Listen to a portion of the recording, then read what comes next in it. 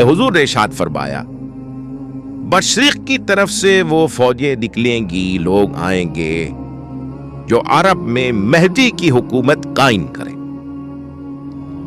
ये मशरिक कौन सा है?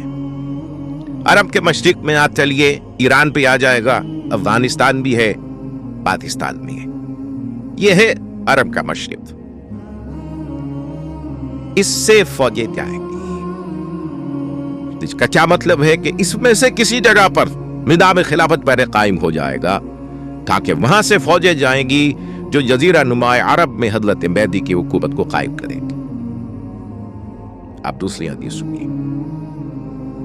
ये सुनन इब्न माजा की हदीस थी जो मैंने आपको सुनाई, आपने पढ़ी। दूसरी हम अबी हुरैरा रज़ियल्लाहु तआला अन्हु, ये तिर्मिज़ी शरीफ की रिवायत है। क़ाल क़ाल रसूलुल्लाह सल्लल्लाहु अलैहि वसल्लम यख़रुजु मिन खुरासान रायातु सूद ला यरुद्दुहा शय्युन हत्ता तुनसब बेलिया। खुरासान के इलाके से सियाह झंडे लेकर फौजें आएगी, उनका रुख कोई मोड़ नहीं सकेगा, उनको पीछे फेर नहीं सकेंगे कोई भी, यहां तक कि वो यरूशलेम में जाकर झंडे नस्ब कर देंगे। एलिया हुजूर के जमाने में यरूशलेम को कहते थे। ये यरूशलेम था जब हजरत सुलेमान की हुकूमत थी और यहां पर माबद सुलेमानी, हैकल सुलेमानी कायम हुआ। फिर ये यरूशलेम गिरा है तारीख में, यहां तक कि सन 70 ईस्वी जब टाइटस वूमी जनरल ने इसको गिराया, खत्म किया, सेकंड टेंपल गिरा दिया और यहां से यहूदियों को कहा निकल जाओ, यहां से कोई यहूदी बाकी नहीं रहा। तब दिन उल्टा बाला पर बात कर दिया। उसके कोई 150 साल बाद हेड्रियन, रोमन एम्परर हेड्रियन, उसने फिर दोबारा आबाद किया इसे। 150 साल तक ये बिल्कुल बंजर और बिल्कुल गैर आबाद पड़ा थे। अब हेड्रियन ने जब आबाद किया तो इसका नाम एलिया रखा, अब यरूशलेम नाम नहीं था। तो हुजूर के जमाने में फिर इसका नाम एलिया था। और अब इससे क्या मालूम हो रहा है कि ये यरूशलेम मुसलमानों के कब्जे से उस वक्त निकला हुआ होगा।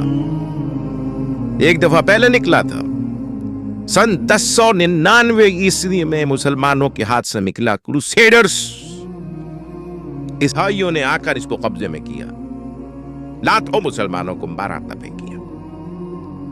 उसको 1187 ईस्वी में वापस लिया है।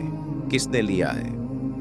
सलाहुद्दीन अय्यूबी कुर्द, वापस लेने वाला गरम कुर्द खून था सलाहुद्दीन अय्यूबी।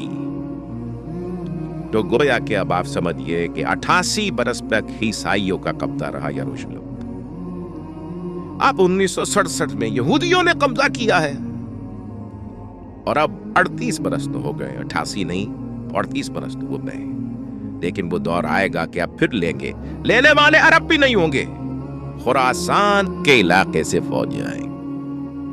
ये खुरासान क्या था? एलिया तो मैंने आपको बता दिया, यरूशलेम का नाम है। खुरासान उस जमाने में बहुत बड़े मुल्क को कहते थे।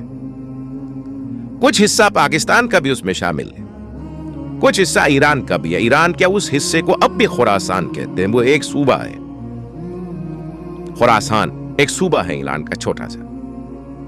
पाकिस्तान में खास तौर पर यह जो इलाका मालाकंड एजेंसी कहलाती है, इससे ऊपर जितना इलाका है, और ये जो वाखान की एक पट्टी आती है ऊपर, वाखान अफगानिस्तान की एक पट्टी सी दुम सी चली आती है जो जाकर चाइना की सनद से मिल जाती है। यहां से लेके यहां तक ये जो मालाकंड का वो दरा है, पहाड़ है, ये भी खुरासान का हिस्सा है। बाकी तकरीबन 2/3 ऑफ अफगानिस्तान सारा इलाका कहलाता है खुरासान बुजुर्ग।